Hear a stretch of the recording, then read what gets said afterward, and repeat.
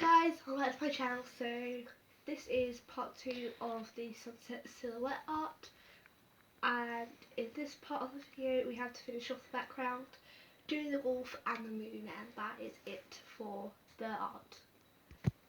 So in the last video I accidentally ended it because my phone slipped on the camera, and that's why we are doing a part 2, so sorry about that. But yeah, so let's get on with the video. So it was really weird because we were cleaning off the brush and we went to the shop in between that time, as you guys know if you've watched that video, and we came back to do this because my mum was left the brushes to soak because they were dirty, and we came back, we were just about to take it out of the sink and it went down the drain. So that was bad, but luckily I still have the big brush. Also, if you did use crayon for the mountain, when you're doing the background, be careful not to go over the mountain because it will smudge into the background and you don't really want that. But yeah, so as you can see, I've just kept on blending it into each colour as much as possible. So I'm just going to do the pink, and then I will see you guys when we do the wolf and moon. So now we just have to wait for this to dry and then we can do the wolf and moon. So yeah. So whilst you're waiting for the background to dry, you can always sketch out your moon and wolf on a separate piece of paper. And when you're drawing your wolf, you don't want to actually draw the bottom of the feet, so where the paws are, because that will be part of the shadow, as you can see.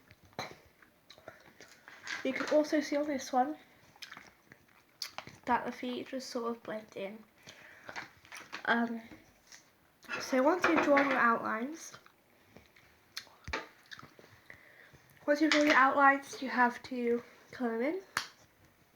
So be really careful when you're doing this because you want them to look as realistic as possible.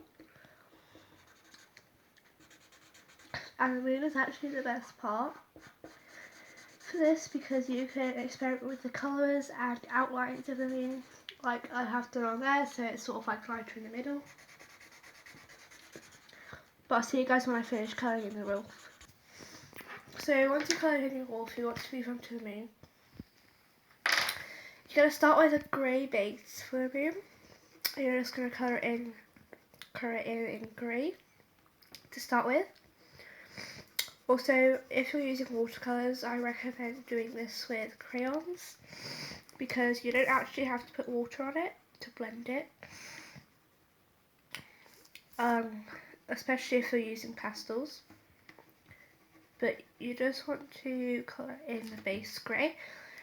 Doesn't matter if you go out of the line because you're cutting it anyway. And also try and make sure it all goes in one line. So, like here I've done, as you can see. And then you want to take the white.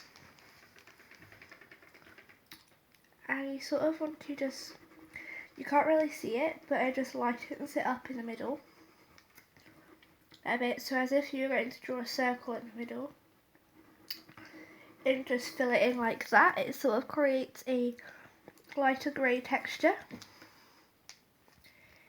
And then for the black,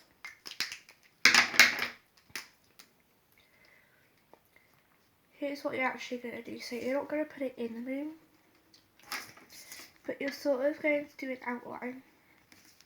The reason why you're not putting it in the moon is because it will just give it too thick of a black. But you want to put it around